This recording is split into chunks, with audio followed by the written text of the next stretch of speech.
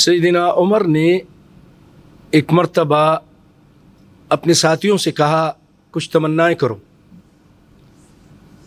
تو ایک کہنے لگا اتمنى ان يكون ملء هذا البيت دراهم، میری تمنا، میری خواہش یہ ہے کہ یہ گھر درہم سے بھرا ہو۔ آپ نے کہا پھر تمنا کرو۔ دوسرے نے کہا کہ میری تمنا یہ ہے کہ دیناروں سے بھرا ہو، سونا سے بھرا ہو۔ تیسرے نے کہا میری تمنا ہے کہ جوہرات سے بھرے ہوں۔ پھر آپ نے کہا اور اپنی تمنا یا اپنی خواہشیں پیش کرو،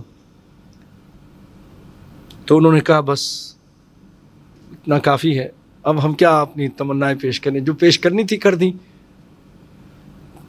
تو آپ نے فرمایا وَلَكِنِّي أَتَمَنَّى، لیکن میری تمنا سنو، أَن يَكُونَ مِلْءُ هَذَا الْبَيْتِ مثل أبي عبيدة بن الجراح ومعاذ بن جبل وحذیفة بن الیمان، کہ میں یہ چاہتا ہوں کہ ابو عبیدہ، معاذ بن جبل اور حذیفہ رضی اللہ عنہم کی طرح لوگ ہوں، اس گھر میں بھرے ہوں۔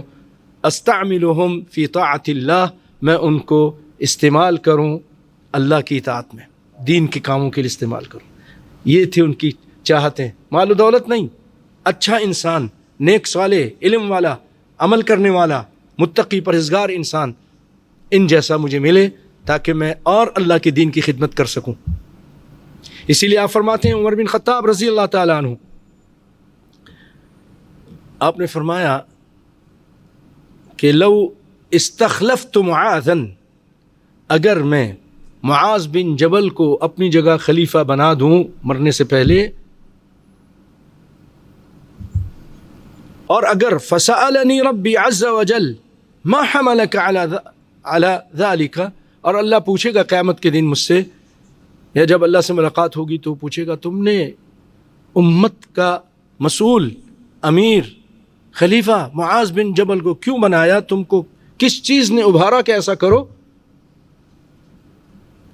تو لقلت، یہ کہتے ہیں اگر اللہ مجھ سے پوچھے گا تو میں کہوں گا سمعت نبیک یقول، میں نے سنا ہے تیرے نبی سے، وہ فرما رہے تھے یأتی معاذ بن جبل بین یدی العلماء، معاذ بن جبل رضی اللہ تعالیٰ عنہ آئیں گے، علماء کے آگے ہوں گے، ان کے قائد بن کر آئیں گے، ان سے آگے آگے چل رہے ہوں گے۔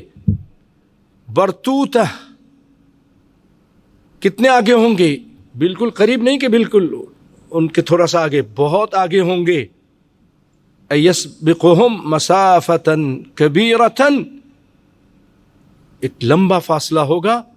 معاذ بن دنیا کے جتنے علماء ہیں وہ ایک طرف ہوں گے، معاذ بن جبل ان سے بہت آگے ہوں گے۔